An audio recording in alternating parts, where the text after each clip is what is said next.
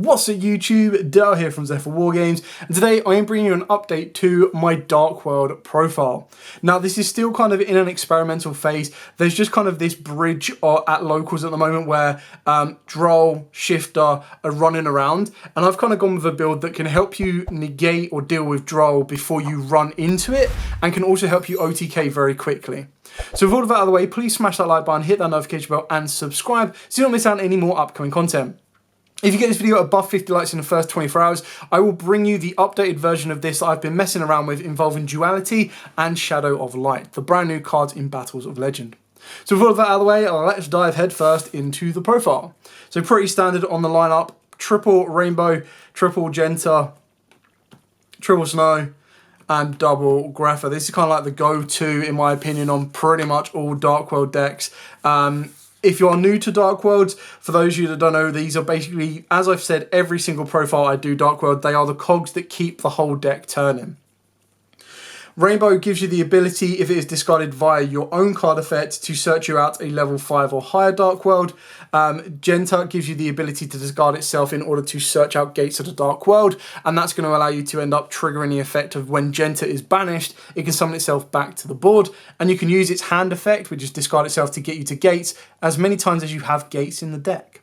Snow is when it is discarded via your own card effect. You'll then get the ability to search out any Dark World card, and Grepher gives you that ability to basically bounce back a Dark World from the field and special summon Grepher. Now it needs to be, Rainbow it can't bounce back Grepher, which is weird, but Grepher can bounce back Rainbow. Then as standard, I'm pretty much playing the 1 gold and the 1 silver. A lot of people don't play the gold. I just keep this in here because my kind of, unless you build the deck to go blind second, you can't guarantee you're going to be going second. So it's nice to have the hand rip option and the board break option for both of the cards that you want to be triggering as well. Then we've got the 1 Cerulli. Some people do play this at 2. I just feel that 1 is more than enough. You can double it up if you want to, but in my personal play style, especially when I'm going with the balance of going first, going second, and trying to play around Droll and Shifter and everything else that's out there, 1 is more than enough. Then for the Honorary Danger is basically 2 Salamanders. The reason I've bumped this up is because it's one of them ones that under Droll, you can still get advantage from this. And what I mean by that is you can still use Catalyzer to get out any level that you might need. Whether that be the ability to bring silver or gold back from the graveyard, whether that be the ability to give Cerulli to your opponent so that you can try and hand rip them for 1 at least, or pop their board of 2. It also gives you the ability of summoning out a Grepher of a level 8. So it does give you a couple of different options in order to kind of deal with what your opponent is producing. For the normal summon of the deck, I am running triple Tour Guide with triple Astral Karibo. Now, Tour Guide is the normal summon of the deck, and in place of this, if you don't want to play the Tour Guide engine, is you do have options for Lava Golem, which I think is a really strong card for this deck. I think it's a really strong card for any deck, really, because a lot of people are building their boards not even considering Lava Golem more times than not. The only time Lava Golem in a high competitive sense becomes pretty much redundant is if you are up against a Kashtira Rise Heart Pass, or if you're up against a Labyrinth deck, because they're not spawning huge amounts of monsters on the board during your turn. So it's definitely something to keep in mind of what you want to go for. The reason I got the Tour Guide as a normal summon engine here is it's an instant 1 card link too, but then when you combo that off, that gives you access to Gossip Shadow, which can help you protect from the first monster effect your opponent plays, or protect you from a monster effect that could cause an issue. Stuff like Droll and Lockbird, stuff like Shifter. On the back of that as well, the reason I've got Astral Karibo in here is I still think it's an underrated card. And what I mean by that is even if my Tour Guide gets stopped, if I've got Astral Karibo, I can reveal it and it will let me get into any of my number monsters from my extra deck. So it can actually help me get into a number, make it a level 3 for Bamboozling Gossip Shadow, a level 4 for Daguerres or Baguska, so both options should I get shifted or drolled. And it can also help you get into Dragulabon for an OTK push, or of course Hope Harbinger for a defensive push as well. So the way that Astral Karibo works is you reveal a number monster in your extra deck, special summon it as the level of the rank of that number monster, but you are locked into number monsters while Astral Karibo is on the field. So whether you use it as a monster to get to the board and then tribute off to get a Dark World to the board, maybe in really weird scenarios, or if you use it to extend your plays to get you into a rank 4, to get you into a rank 3, or go in OTK push and a rank 8. On top of that as well, the XYZ that you make with this cannot be destroyed by battle or by your opponent's card effect. So if they're like trying to destroy the Gossip Shadow, and this is something a lot of people will actually forget is the secondary effect to this. So a lot of people will try and destroy the Gossip Shadow, and you're like, yeah, okay, well, it can't be destroyed. It's protected by Astral Karibo, and I have the ability to negate and everything else on top. So it gives you a bit of flexibility to kind of play around with different matchups, and the fact that it's a Fiend as well can be quite useful for the Gate of the Dark World. So it's something that has multiple usages in the deck, which is why I feel that it's definitely worth running, purely because of the way my extra deck is built. The majority of Dark World extra decks, in my opinion, do not play Bamboozling Gossip Shadow, so that's 1 target less. They're not really playing the rank 8 engine, so that's 2 less targets. So if you're not playing these targets, then of course you can take out the Astral Karibo, but for me, with this particular build, as you see, that's why Astral Karibo's in here. For the danger lineup, we have 2 Nessie, 1 Jackalope, 1 Bigfoot, 1 Mothman, and of course 1 Thunderbird. Now, I feel this is pretty much the standard lineup. You can play 3 Nessie if you want to, but I feel that it does get a little bit cloggy. The reason I've got the main deck of Thunderbird and Bigfoot in here is it gives you that option that if you're up against a trap-based deck, if you're up against, like specifically something with Skill Drain is a perfect example for this, and then Bigfoot as well. They both give you the options to kind of deal with board presence. What you've got to remember is with these cards right here, they don't have to go to the graveyard, they just need to be discarded.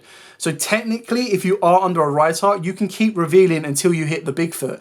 Even though it gets banished, it will still pop said Rhyhart. Now obviously that's a little bit different if they do make it the indestructible version of Rhyhart, and that's where you're going to need to shift your strategy up. The Jackalope is the only one that's a little bit of disappointment if it summons to the board, because it's a level 3. It'll only help you get into your link plays or get you into your Bamboozling Gossip Shadow. Whereas Mothman being a level 4 can help get you into your rank 4 plays, and you just have more targets for it. But the idea is Nessie replaces itself should it get discarded, Jackalope summons to the board, so it unlocks you routes to rank 4 or rank 8 plays, and then especially without Tear Element being a massive factor right now, Mothman's draw and discard effect is not the end of the world. You could also consider putting Dark World Dealings back into the deck. The reason I haven't done that is just because I wanted to try and minimize where at all possible running head first into a draw. Like, I don't want my Dark World Dealings to be the card that I trigger and then they go draw, and I'm like, right, okay, well the card I've just discarded off of Dark World Dealings isn't going to get me anywhere. That might be a little bit more effective for the next card, which is Allure of Darkness. So you can probably say, right, well these can come out for Dark World Dealings. But I don't want to give my opponent that ability to draw and discard as well, because that can set up Bestial plays, it can set up like trap card plays as well, so it means that they can start activating Welcome Labyrinths and everything else. So it's a catch-22, it's personal preference, it's entirely up to you. I'm then main decking the 1 Raiden, the multidimensional Kaiju. Arguably this could be more if you want it to as well. It's a Dark, it's a Fiend, it works with Allure of Darkness, it works with the Gate of the Dark World as well. So it has a balance between the two. This was just one of the ones where it's like, I like the idea of main decking a Kaiju in case I don't get to go first. And then the side deck is where more Kaijus will come in, arguably stuff like Lava Golem as well. If you're up in the matchup where you're like, yo, I really need a card that can't be stopped to break at a board. For the rest of the spells, we are playing 2 Allure of Darkness, followed by 2 Gates of the Dark World. This is just my personal preference. Like in every Dark World deck, I've only ever really played 2. I feel they're more than enough because I don't really want to see Gate in my hand. The only time I want to see Gate in my hand is if my opponent has shifted me or drolled me. And even then, if my opponent drolls me and I've already got this in hand, it's a completely dead card. Like I'd have to activate it first to then walk into a droll. So yes, getting this off of Genta is a bit painful. If you then they get followed up with a draw, and that's where Gamma was so good for the deck because it allowed you to protect from that. You were basically playing so many cards with an empty board so that your opponent would be tempted to go, oh, okay, hit this, or oh, draw this, shift to this. And unfortunately, we don't have that anymore. Then got the 1 Accession, the 1 Archives, the 1 Card Destruction. All pretty straightforward on this one. Like, yes, again, it can be sucked if you get drolled off the back of a Card Destruction, because you'll activate Card Destruction, you'll draw cards, and you'll start to try and, like, the only benefit is by doing it, you'll get priority, but then that also becomes a disadvantage because you can go, okay, cool, resolve Card Destruction, you've drawn off of that. New chain, you go chaining 1, 2, 3, 4, 5 in your graveyard, or 4 in the graveyard, or whatever, and your opponent goes chaining 6, draw. Draw's effect comes into play, so then any of those remaining cards of that chain that let you add from the deck to the hand are all going to be null and void. So, but, you know, if you don't get drolled, happy days. I am going with 2 Triple Tactic Frost. And the reason I've gone with Frost in the main deck is because Frost can help me get to a Triple Tactics talent, which again, for those of you that are unfamiliar with Ceruli, Ceruli triggers as if it is your opponent triggering a monster effect. So if you give them Ceruli, you have the ability to control talents. You also have the ability to control tactics. So by giving them Ceruli, your talents going turn 0 can become any normal spell or trap in your deck, which is why we are also playing a cheeky Eradicator. It's one of the ones that if I'm going first and I give my opponent Ceruli, not only am I going to attempt to try and rip their hand, but if I can't rip their hand, I'm going to talents, I'm going to look at their hand and see what is a threat to me. And if they've got like 4 spells, I can then Frost and get into an Eradicator. And as long as I leave the Ceruli on their board, they always have a monster, which means talents is always going to be live. Off the back of that as well, Frost can also get you into a card destruction. So if you're like, you know what, I'm not even going to go for talents, I'm just going to try and rip hands like no tomorrow, then destruction is going to be great for you as well.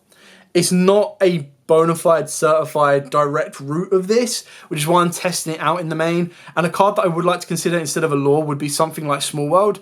And the reason for that is I can Frost into Small World, and then my Small World can get me into like a Kaiju. And if your opponent doesn't already know you're playing a Kaiju, you can work your way out. Like if they got towers and they're like, I don't care what Dark World dangers you put on the board, none of them are strong enough to deal with my board. And then you just go, okay, cool, Small World, and like, yeah, whatever, what are you going to get? And then you get a Kaiju, they're like, ah, crap.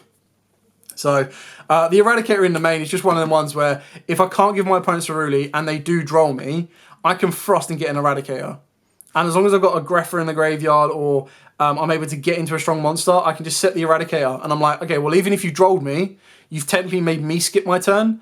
I'm going to Eradicator you, and I'm going to skip your turn. I mean, that when it comes back to me, because my deck is built with the stronger monsters, I can just near enough guarantee the OTK the next turn as well.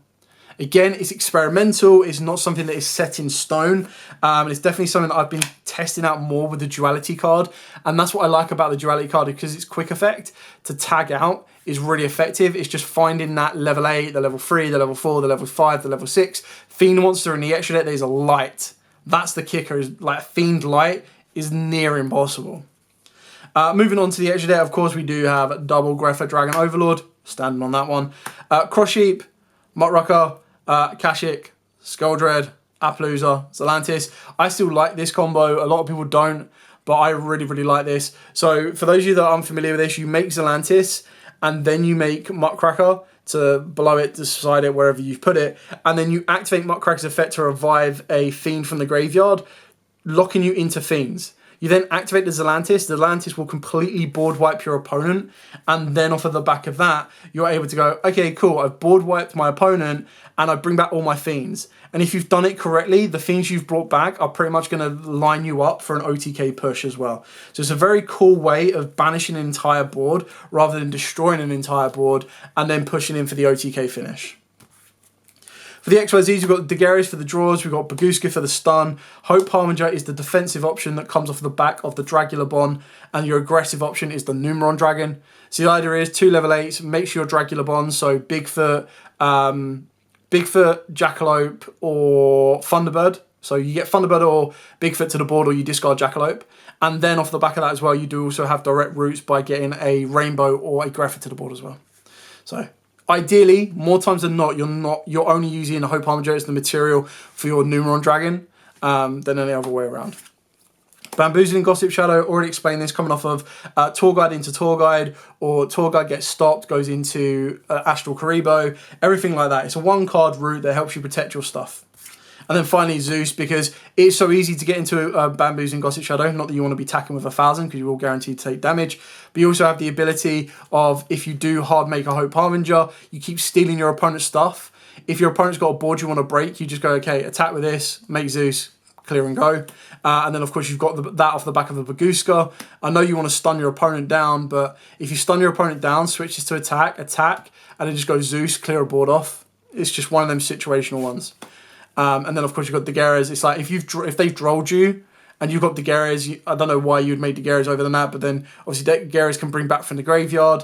You can attack with XYZ as long as it battles, even if it's an XYZ you've brought back from the graveyard, and then you just Zeus on top. So you need to make sure you make a Zeus with the right materials, otherwise it's going to be pointless. But I'm just saying that that's the examples that you do have to get to a Zeus in order to kind of clear a board off. Zeus doesn't have to be played. People do play Coach King Giant Trainer. Personally, I feel it's very difficult to get level 8 monsters on the board consistently, especially when you're trying to deal with Droll and everything else as well. It's a very interesting time for Dark Worlds. I'm still playing around with it. It's one of the decks that I've put on the back burner for a while, and I'm tweaking around with it, seeing where I can get to, and that's why Shadow of Light and Duality are 2 new cards that I'm hoping are going to breathe a bit of fresh air into the deck. But until we completely drop out of a format where Droll is running around and Shifter is considered, along with the main meta deck, being able to produce a card that basically says, your graveyard is gone, that's where you might need to change it up. But for now, thank you so much for watching. Don't forget to like, comment, subscribe, share. Like I said at the start of the video, if you want to see the version involving Duality and Shadow Light, then make sure you smash that like button. Getting a video above 50 likes in the first 24 hours will, of course, unlock that for you. But for now, as absolutely always, stay safe and, of course, happy dueling.